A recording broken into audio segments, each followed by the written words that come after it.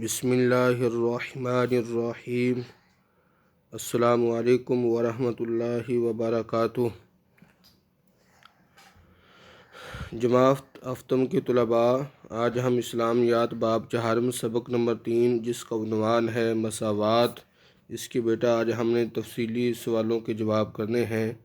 جز الف ہے، جز بے ہے، جز جیم ہے۔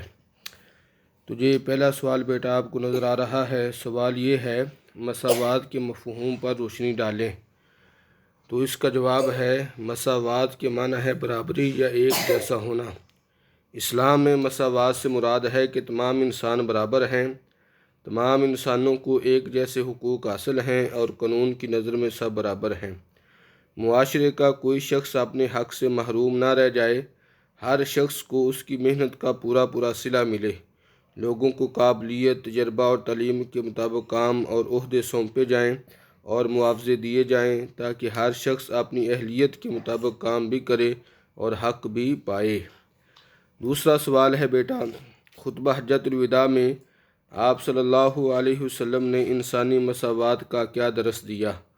تو اس کا جواب ہے، خطبہ حجۃ الوداع کے موقع پر نبی اکرم صلی اللہ علیہ وسلم نے مساوات کی تعلیم دیتے ہوئے ارشاد فرمایا، لوگو تمہارا رب ایک ہے، تمہارا باپ ایک ہے، تم سب آدم علیہ السلام کی اولاد ہو اور آدم مٹی سے بنے تھے۔ تم میں اللہ تعالیٰ کے نزدیک عزت والا وہ ہے جو تم میں سب سے زیادہ پرہیزگار ہے۔ کسی عربی کو کسی اجمی پر اور کسی اجمی کو کسی عربی پر کوئی برتری حاصل نہیں، کسی گورے کو کسی کالے پر اور کسی کالے کو گورے پر کوئی فضیلت نہیں۔ فضیلت صرف تقوی کی بنیاد پر حاصل ہے۔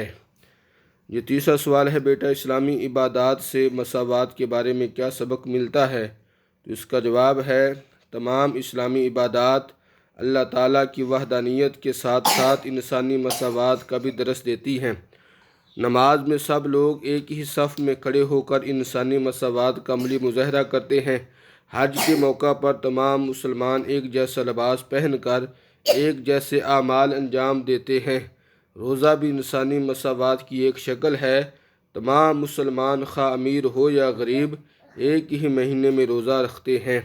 تو یہ بیٹا 3 سوال آپ نے اچھے طریقے سے یاد کرنے ہیں اور ان کو اپنی کاپیوں پہ لکھنا بھی ہے اور اپنا خیال بھی رکھنا ہے۔ السلام علیکم ورحمۃ اللہ وبرکاتہ۔